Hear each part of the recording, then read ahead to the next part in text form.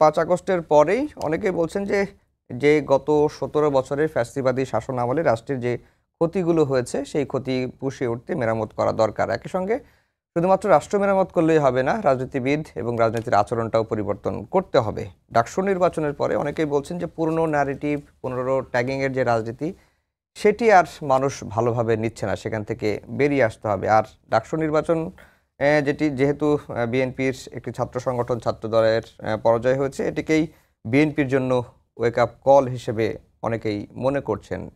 এটি থেকে আসলে রাজনীতিবিদরা বা বিএনপি বা অন্য দলগুলো কি শিক্ষা নিতে পারে, বা আসলেই পুরনো ন্যারেটিভ এখন আর কাজে আসবে কিনা, বা রাজনীতির প্যারাডাইম শিফট হয়েছে বলে আপনি মনে করছেন কিনা?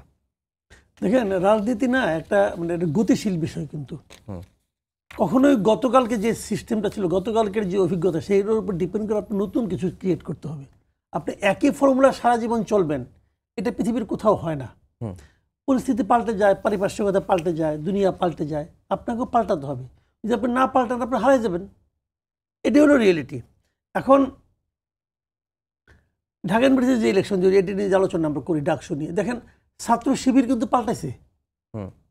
ছাত্র শিবিরের কিন্তু একটা ইমেজ ছিল, আমাদের সোসাইটিতে অনেকের কাছে একটা নেগেটিভ ইমেজ ছিল ছাত্র শিবিরের। আমরা বিভিন্ন সময় আগে যেগুলি শুনতাম আর কি। কিন্তু ছাত্র শিবির আমার কাছে যেটা মনে হয়েছে, এই ঢাকা ইউনিভার্সিটি যে ছাত্র শিবির জিতছে এবার ইলেকশনে, এদের মধ্যে একটা আমার কাছে মনে হচ্ছে একটা ওয়েলফেয়ার পলিটিক্স তারা করতেছে। মানে কেবলমাত্র মানে দল বলছে যেটা ওইটাই করবো তা না, তারা স্টুডেন্টদের জন্য কিছু একটা করতেছে, কিছু একটা করার চেষ্টা করতেছে, যাতে নাকি স্টুডেন্টরা মনে করে যে এই লোকগুলো আমাদের স্বার্থটা চিন্তা করে, আমাদের সুবিধা অসুবিধা নিয়ে ভাবে। এই যে ওয়েলফেয়ার পলিটিক্স যেটা করতেছে, আমি মনে করি এটা আসলে শিখতে হবে, এটা আসলে মানতে হবে, এটা আসলে নিজেদের মধ্যে অ্যাডপ্ট করতে হবে। কেবল ছাত্র সংগঠনই না, আমাদের জাতীয় পর্যায়েও যে দলগুলো আছে তাদেরকে ওই চিন্তাটা করতে হবে। যে এখন হয় কি, আমাদের দেশের সাধারণ মানুষ কিন্তু মেনেই নিয়েছিল এতদিন যে আমরা যে ভোট দেব, ভোট দেওয়ার পরে আমরা আর কেউ না, আমাদের কাজ হবে খেলে মাঝে মাঝে তাদের সামনে যে জিন্দাবাদ বলা আর স্লোগান দেওয়া, এছাড়া আমাদের আর কোনো কাজ নেই। জিন্দাবাদ বলবে, এক প্যাকেট বিরিয়ানি দিবে, খেয়ে চলে আসবো। কিন্তু সেই পলিটিক্সটার মধ্যে একটা প্রশ্ন এখন এই ঘটনা কিন্তু ঘটিয়ে দিয়েছে যে না, আপনাকে ভোটারকে খুশি করে আপনাকে ক্ষমতায় আসতে হবে। মানে আপনাকে ভোট দিয়ে জনগণ ধন্য হবে না, জনগণকে খুশি করে ধন্য করে আপনাকে ভোট আদায় করতে হবে। যদি আপনি সেই পলিটিক্স করতে পারেন তাহলে করবেন। ওই যে মাঝে মাঝে এক সময় একটা জোক ছিল, যদি ক্লাসে যে ফার্স্ট বয় হয় সে ডাক্তার ইঞ্জিনিয়ার, ফার্স্ট সেকেন্ড বা ডাক্তার ইঞ্জিনিয়ার হয়, এভাবে নামতে নামতে যে একদম ফেল করে সে পলিটিক্যাল লিডার হয় এবং মন্ত্রী হয় এবং বাদ বাকি সবাইকে সে চালায়। আমার মনে হয় ওই ধারায় বোধহয় এখন চেঞ্জ আসবে। কারণ এখানেও আমরা দেখলাম ডাকসুতেও যে মেধাবী স্টুডেন্ট যারা, তারাই কিন্তু এই নির্বাচনে ভালো করলো। এখানে একটা স্বতন্ত্র একটা ছেলে সভাপতি পোস্টে, মানে আপনার মানে ভিপি পোস্টে, শামীম হোসেন, সে কিন্তু খুবই আলোচনায় আসছিল, কিন্তু প্রায় 38 না 34 ভোট পাইছে। এটা কিন্তু একদম কম না। অত আরো বড় প্লেয়ার আপনার যে মেঘবলের সঙ্গে যিনি ভিপি যাচ্ছিলেন, উন্নতি 100 পার নাই। ইমি নাকি যেন নাম, 68 ভোট পাইছে, 18টা ভোট পাইছে, 68 ভোট।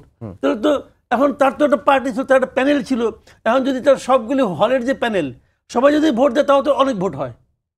মানে তার প্যানেলে তাকে ভোট দেয় নাই, আর এই ছেলে শামীম হোসেন, তাদের কোনো প্যানেল নাই।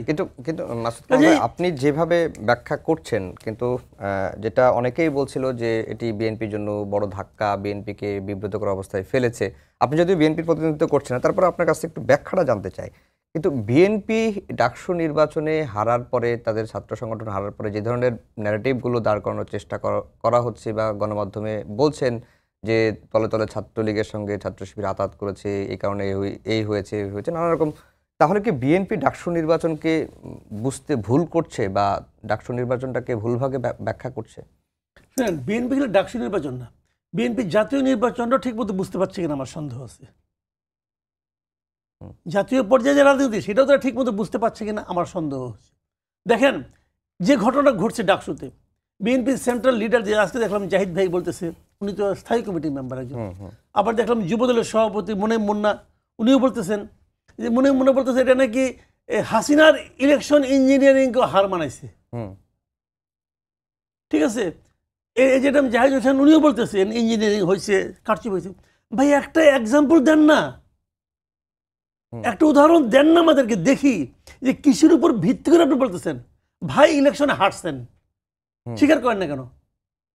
এই যে স্বীকার না করার মানসিকতা, এইটা কিন্তু আগামীতে আরো বড় বড় পরাজয়কে ইনভাইট করে।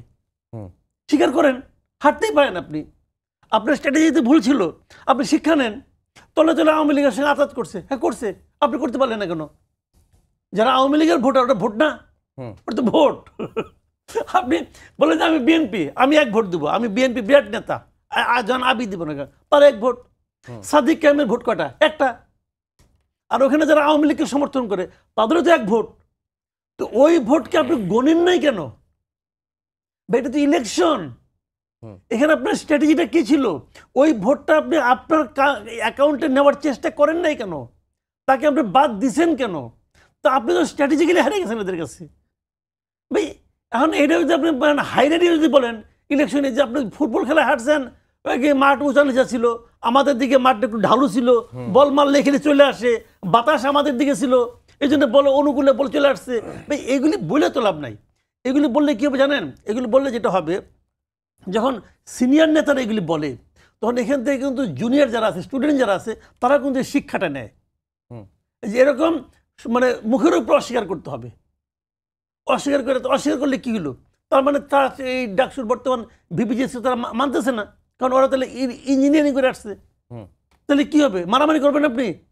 তো সে একই জিনিস, তাহলে তো প্রলোভন ডিসিশন ঠিক আছে। তো এখন এইগুলি শুনেন, আমি বলি স্টেট, আমি আপনি বটম লাইনটা বলি। ঢাকা ইউনিভার্সিটির স্টুডেন্টরা যারা জিতছে তাদেরকে ভোট দিয়ে জিতাইছে। এই ভোটটা আপনারা সংগ্রহ করতে পারেন নাই, আপনারা ভুল করছেন। কি ভুল করছেন? এই আত্ম উপলব্ধি যদি আপনি চেষ্টা না, আত্মসমালোচনা না করেন যে কেন আমি হারলাম, তাহলে বলতে হবে আপনারা ভাই এখনো সে গড্ডালিকা প্রবাহে গা ভাসাচ্ছেন, এখন আপনারা গতানুগতিক পলিটিক্স করতেছেন। এখান থেকে বেরিয়ে আসতে আপনাকে আত্মসমালোচনা করতে হবে। জি, ডক্টর মোহাম্মদ আব্দুল মান্নান, এই ঢাকা ইউনিভার্সিটিতে ছাত্র শিবিরের নামে তো কোনো প্যানেল ছিল না, একটা ছাত্র ঐক্য নামে একটা প্যানেল ছিল, সেই প্যানেল ঐক্যবদ্ধ শিক্ষার্থী, এই প্যানেলে তারা জিতেছে বা জয়ী হয়েছে এবং নিরঙ্কুশ বিজয় অর্জন করেছে। এবং এই প্যানেলটার চরিত্র যদি আমি বলি, যে এই প্যানেলে নন হিজাবি নারী শিক্ষার্থী ছিলেন, তারপরে অন্য ধর্মের শিক্ষার্থীও ছিলেন, মোটামুটি একটা সার্বজনীন প্যানেলই বলা চলে। যে এই যে ঢাকা বিশ্ববিদ্যালয়ের যে ছাত্র শিবিরের প্যানেলের কথাই যদি বলি, বা ছাত্র শিবিরের প্যানেল দিয়ে যদি বলি, এই যে চরিত্র প্যানেলের, এটি আপনারা জাতীয় রাজনীতিতে জামায়াত সেটিকে অ্যাপ্লাই করবে কিনা? ধন্যবাদ আপনাকে এবং মাসুদ কামাল ভাইকেও ধন্যবাদ জানাই। দেখেন, ঐক্যবদ্ধ শিক্ষার্থী যে জোট ইসলামী ছাত্র শিবিরের নেতৃত্বে হয়েছে, ছাত্র শিবির ওয়েলকাম করেছে, ছাত্র শিবিরের সাথেই এসেছে এবং সবাইকে অন করার স্বার্থেই এই জোটের একটা ভিন্ন নাম, কোনো দলীয় নাম এখানে ইউজ করা হয় নাই। 2 নম্বর কথা হচ্ছে যে এখানে সবাইকে স্থান দেওয়া হয়েছে, আপনার বক্তব্যের ভিতরে এসেছে, ধর্ম বর্ণের সবাইকে দেয়া হয়েছে। আপনি দেখেন যে এদের অধিকাংশই কিন্তু মেধাবী ছিল ভাই।